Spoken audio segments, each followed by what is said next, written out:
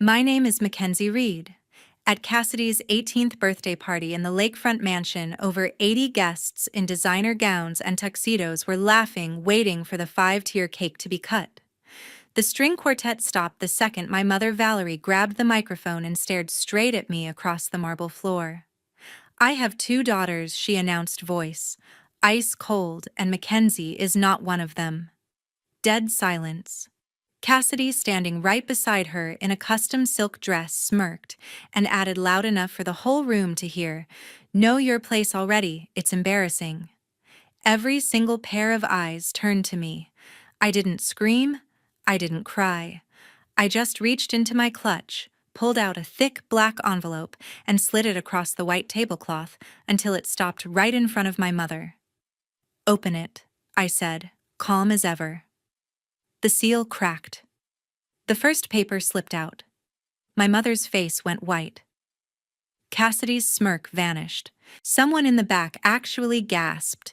That envelope changed everything in less than 10 seconds. If you've ever had a family member turn their back on you the second money or status showed up, drop a comment and tell me where you're watching from. I read every single one. Let's get into what really happened. Cassidy and I came into the world the same day at Toledo General Hospital, 11 minutes apart. I was first, she followed, screaming like she already knew life was a competition. Our dad worked the line at the big cereal plant on the edge of town. He wore steel-toed boots every morning and came home smelling like corn dust and machine oil. When we turned 5, a conveyor belt malfunction took him in less than 30 seconds. 1 minute he was waving at the security camera, the next, the plant manager was at our door holding his hard hat like it was all that was left of him. Mom, Valerie, picked up double shifts in quality control the same week. She'd leave before sunrise and drag in after 9, still wearing the white coat with the company logo on the chest. Our house sat in a row of identical brick boxes off Lagrange Street, the kind where every porch light flickers the same tired yellow. Dinner was usually boxed mac and cheese with government butter melted on top, but she made sure we ate at the table together, elbows off napkins in laps like manners could protect us from everything else falling apart. Every Friday night, she pulled both of us onto the couch under the same faded quilt and told stories about her parents in Pittsburgh. Robert and Eleanor Walsh lived in an old Victorian on the north side, the kind with stained glass and a porch swing that creaked no matter how much oil you gave it. They started driving over the first weekend after Dad's funeral. 4 hours each way just to take me for Saturday and Sunday. Only me. Mom explained it simple. My birth certificate still carried the Walsh name because Dad never got around to the paperwork before the accident. Grandma and Grandpa felt guilty about that, like they owed me extra time to make up for the family name I carried alone. Cassidy would stand at the screen door watching their Buick pull away, lower lip trembling, arms crossed so tight her knuckles went white. Mom always knelt down and promised next time, but next time never came for her. I loved those weekends. Grandpa taught me how to spot counterfeit baseball cards and let me sort the coins in his jar. Grandma baked lemon bars and let me lick the spoon while she told stories about growing up during the steel mill days. They had a spare room that smelled like cedar and old books, and every Sunday night they pressed a $20 bill into my hand for school clothes, even though Mom swore we were fine. Back home, Cassidy waited on the porch steps. Some weekends she ran to the car and hugged me like she missed me. Other weekends she stayed inside until Monday morning. Mom never forced it. She just kept working, kept cooking, kept tucking us both in with the same exhausted arms that smelled like factory soap and coffee. We shared everything back then. Clothes, toys, the top bunk on alternate months. We looked so alike, strangers stopped us in grocery aisles asking if we were twins, and we'd grin and say yes before Mom could correct them. At night, we whispered across the 3 feet of carpet between our beds about teachers' cartoons, what we wanted to be when we grew up. She wanted to be a singer. I wanted to own the cereal plant so nobody else ever got hurt on those machines. Those years felt safe even when money was tight and the heat clicked off at night. Mom was the center of gravity, and as long as her arms reached both of us, nothing could pull us apart. Everything cracked the year we turned 10 and Mom got moved to day shift supervisor. The new position came with a raise and a nameplate on her desk, but more importantly, it put her in the same meetings as Gregory Harrington, the owner of the entire plant. He showed up one afternoon in a navy suit that probably cost more than our yearly rent, shook hands with the management team, and somehow ended up standing next to Mom while she explained the new quality control logs. Cassidy and I were waiting in the lobby because Mom had promised us ice cream after work. Gregory bent down, asked our names, and told Cassidy she had the prettiest smile he'd ever seen on a little girl. He never even glanced at me. 2 months later, Mom brought him to our house for dinner. He filled the doorway, handed Cassidy a giant stuffed unicorn, and gave me a polite nod. That night, Mom wore lipstick for the first time in years. The real turning point came at the company Christmas party held at Gregory's lake house outside Cleveland. We drove 2 hours in his black Escalade. The place looked like something out of a magazine, marble floor chandeliers, waiters in white gloves, carrying silver trays of shrimp the size of my fist. Cassidy wore a red velvet dress Mom bought special. I had on my church dress from 2 Easters ago, already tight across the shoulders. Guests kept stopping Cassidy, telling her she belonged on television, asking if she took modeling classes. Gregory introduced her as Valerie's little princess. I stood by the dessert table eating miniature cheesecakes nobody else touched. One woman actually asked Mom if I was the babysitter. Mom laughed too loud and said, "No, that's my other daughter," like it was a punchline. Later in the car on the way home, Mom stared straight ahead and said, "If we're going to be part of Gregory's world, Mackenzie, you're going to have to try harder. Posture, conversation, everything." Her voice had an edge I'd never heard before. Cassidy sat in the front passenger seat, humming, clutching the new bracelet Gregory had clasped around her wrist. 8 months after that party, they married in a courthouse on a Tuesday morning. Gregory paid for a reception at the country club that same weekend. Cassidy was the flower girl in a dress that cost more than Mom's first car. I wore navy blue and stood in the back row of photos. We moved to Cleveland the following week.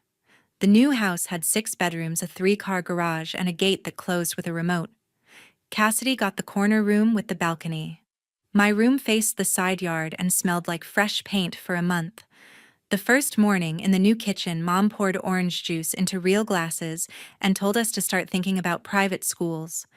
Cassidy adapted overnight. She learned which fork to use first, how to say "please pass the rolls" instead of "gimme one," how to smile at Gregory's business partners without showing teeth. She started calling designer jeans denim trousers because that's what the girls at her new school said. A black Suburban picked her up every morning.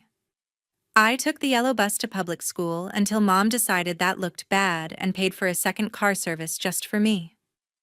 Mom stopped hugging me somewhere between the wedding and the first parent-teacher night at Cassidy's academy.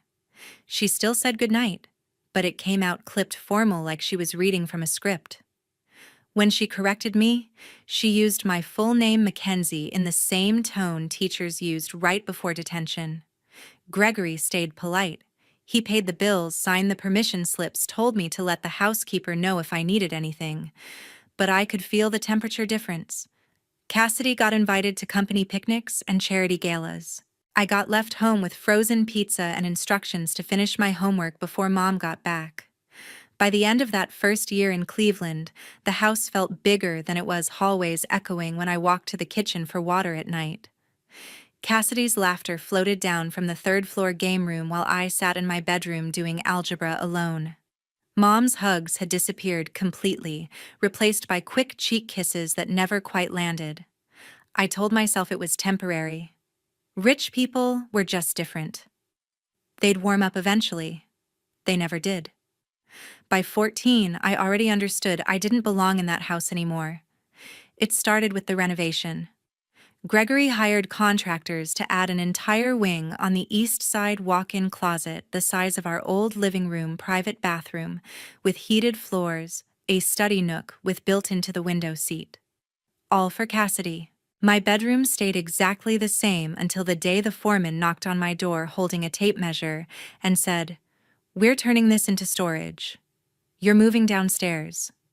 The basement had concrete walls, a single narrow window at ceiling height, and the faint smell of mildew smell that never quite went away, no matter how many dehumidifiers they ran.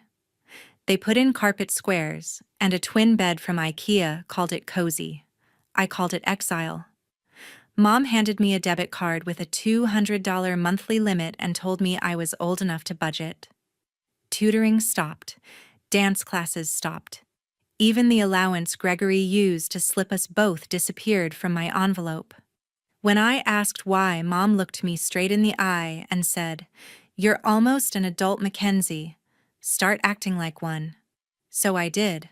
I took the Greyhound back to Toledo every Friday after school 2 hours each way and picked up weekend shifts at the same cereal plant where Dad had worked. The supervisor remembered me let me log inventory in the air-conditioned office instead of the floor. $12 an hour under the table cash in a white envelope every Sunday night. Enough for groceries, phone bill, and the community college classes I planned to take senior year. Cassidy thought it was hilarious. She'd parade her friends from the academy through the kitchen in designer sneakers and crop tops, talking loud enough for me to hear from the basement stairs. "My sister still wears clothes from Target, can you believe it?" They'd giggle like it was the funniest thing in the world.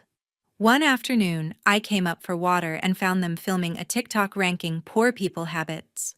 Cassidy held the phone while her best friend read from a list that sounded suspiciously like my daily routine. Mom never told her to stop. Grandma and Grandpa still drove over once a month to take me to Pittsburgh. The visits felt different now.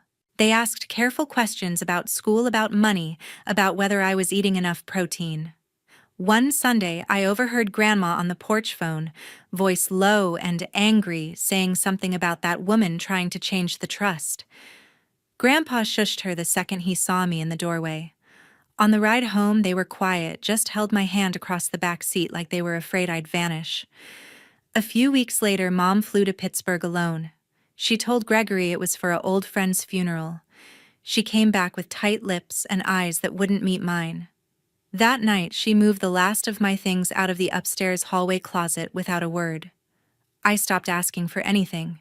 Stopped saying good morning if no one said it first. Started keeping a duffel bag packed under the basement stairs just in case. The Harringtons ever decided the basement was too good for me too.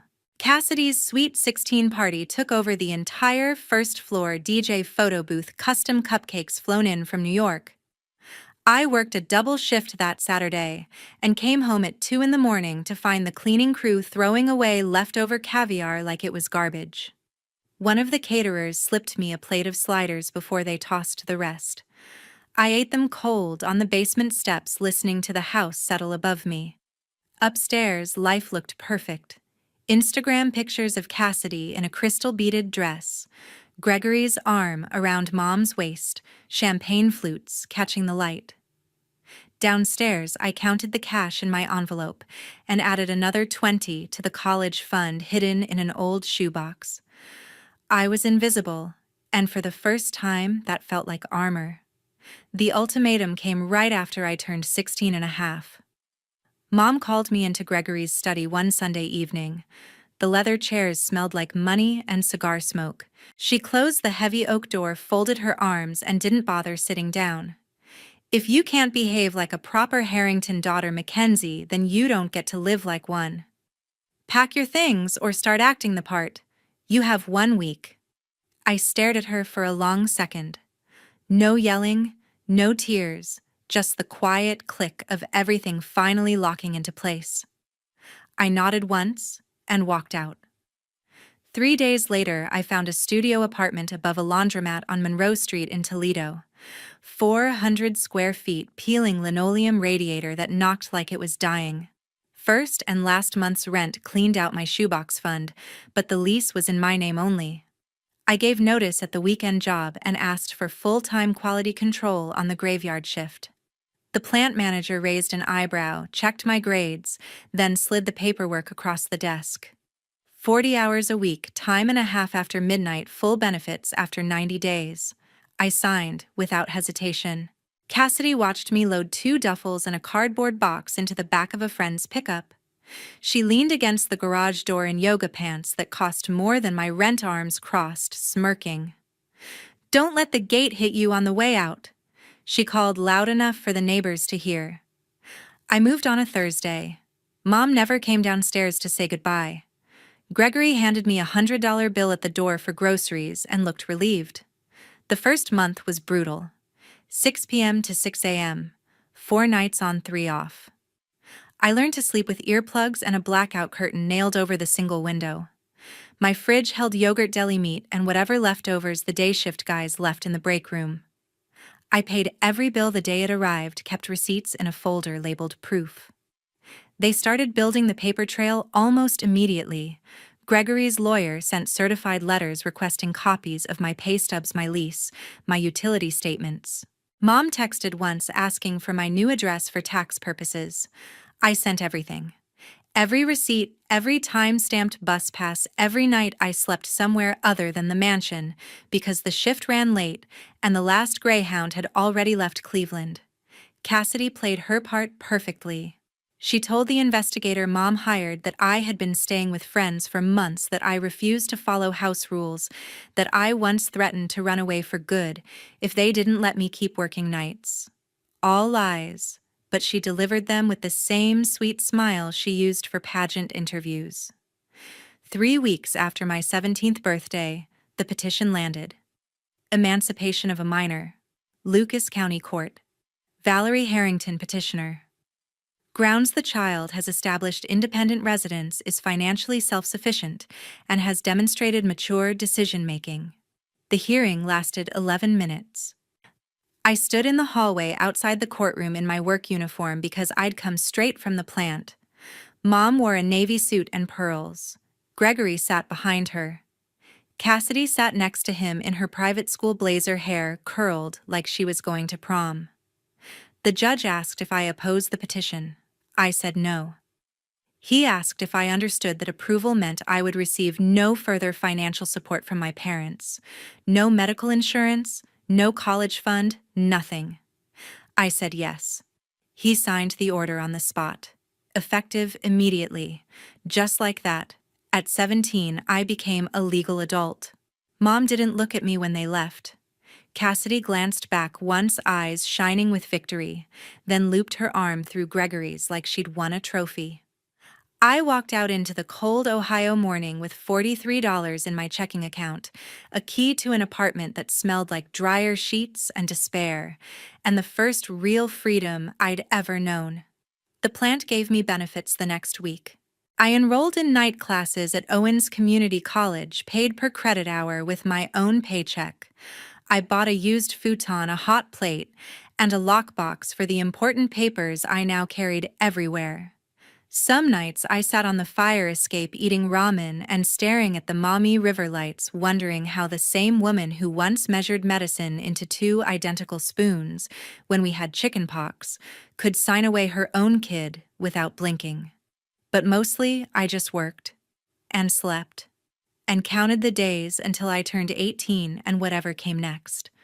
Because by then I already suspected something was waiting on the other side of that birthday, something big enough to make everything they'd done look small.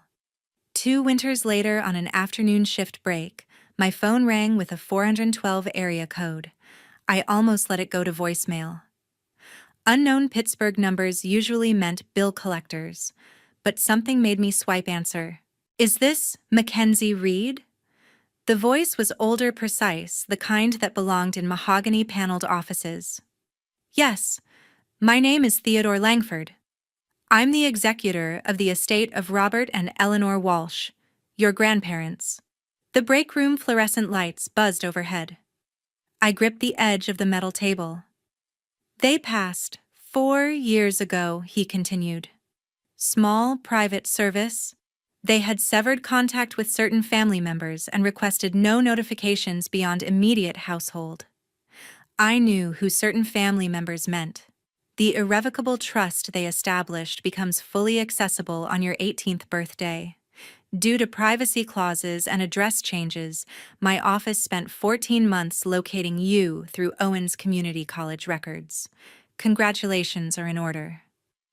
He paused like people do when they're about to say a number that changes lives. The current value of the trust cash securities, real estate, and mineral rights stands at $32 million.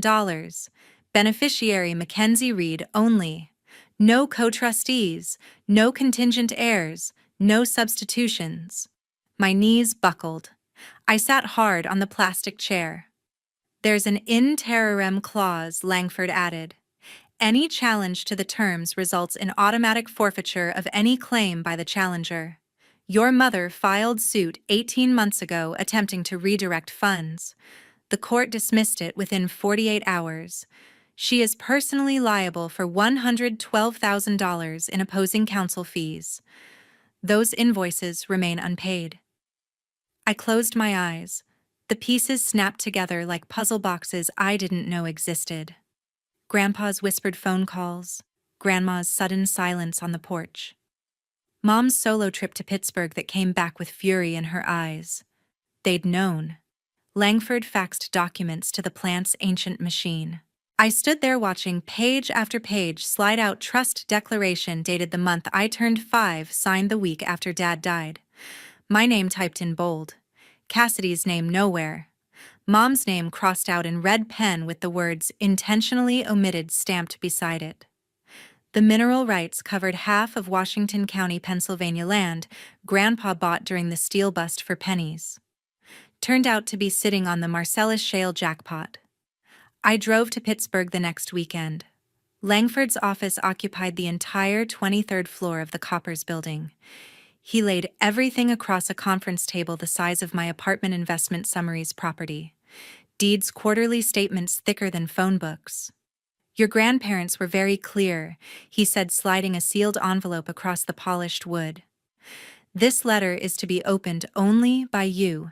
I waited until I was back in the parking garage engine, running heat, blasting against February wind. The paper was heavy, Grandma's handwriting on the front. For our Mackenzie when she's ready. Inside 2 pages, they wrote about watching me grow up through the car window every pickup Sunday, about deciding the day Dad died that no child of mine would ever worry about factory accidents or double shifts again, about knowing Mom would remarry for security and wanting to protect me from anyone who might try to take what was mine. They apologized for the secrecy. Said some money makes people dangerous and they'd rather I learn to stand on my own first. Last line in Grandpa's shaky script.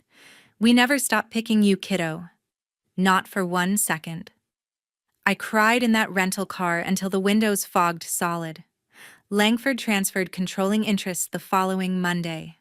I opened accounts at 3 separate banks, hired my own counsel, set up automatic distributions to a scholarship fund for plant workers' kids. I kept working the line, same boots, same clipboard, because quitting felt like letting them win. Mom's unpaid legal bills started piling up. Collection agencies called the mansion. Gregory's business partners whispered. Cassidy's allowance got frozen when the trust department refused to release funds for her spring break trip to Cabo. I never answered their calls, never replied to the single text Mom sent 6 months later. We need to talk about Grandma's money. Some conversations aren't worth having.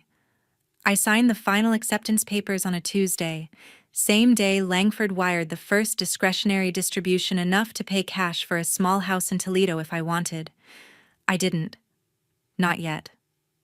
The trust grew quietly in the background while I finished classes, earned promotions, built a life that belonged entirely to me, and I waited. Because some debts take years to come due. 7 years passed without a single word from the Harringtons. I finished the associate degree at Owens, transferred to Ohio State, and paid every dime with scholarships, night shift overtime, and federal grants. Supply chain management major, 3.9 GPA, graduated in 3 years instead of 4. The trust sat untouched except for the scholarship fund I created in Grandpa and Grandma's name. Every quarter it sent 30 kids of factory workers to whatever college they wanted. Their thank you letters lived in a folder on my desk. The plant promoted me twice, first to shift supervisor, then to quality assurance manager for the entire Toledo campus. I walked the same floors Dad once did, but now I wrote the safety protocols and shut lines down the second anything looked wrong. Nobody lost fingers on my watch.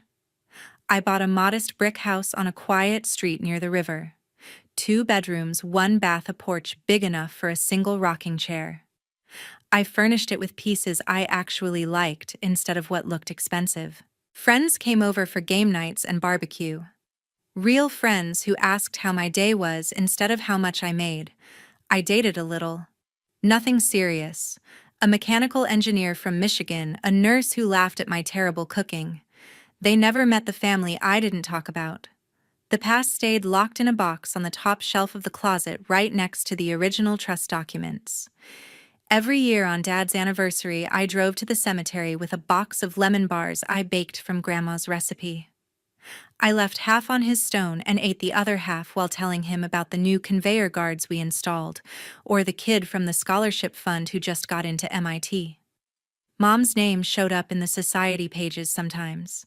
Charity galas, ribbon cuttings, Cassidy's debutante ball. Gregory's company expanded into logistics, bought billboards along I-75.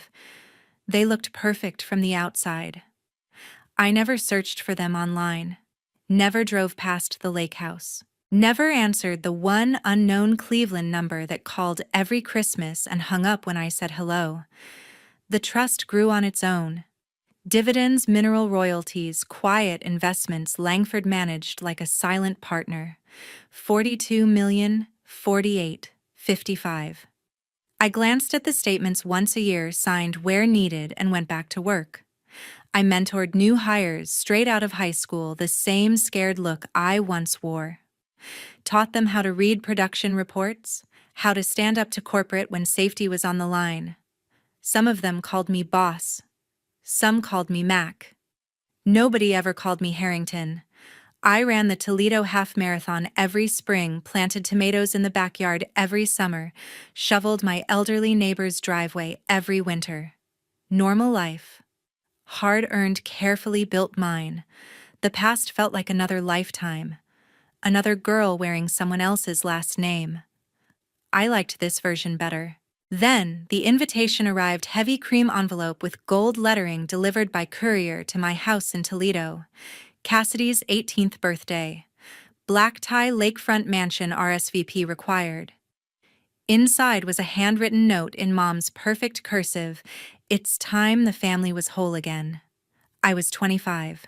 I stared at the card for a long time, then booked a hotel room in Cleveland for the night and chose the only black dress I owned that still fit. The mansion looked exactly the same, only older.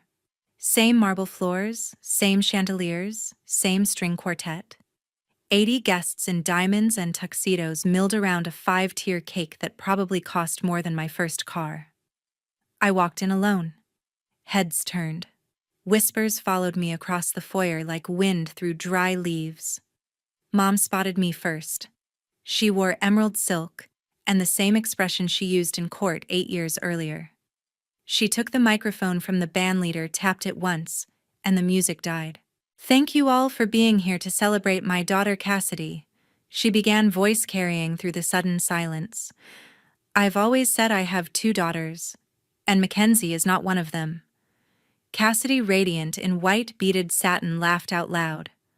"Some people just never learn their place." The room froze. Cameras lifted.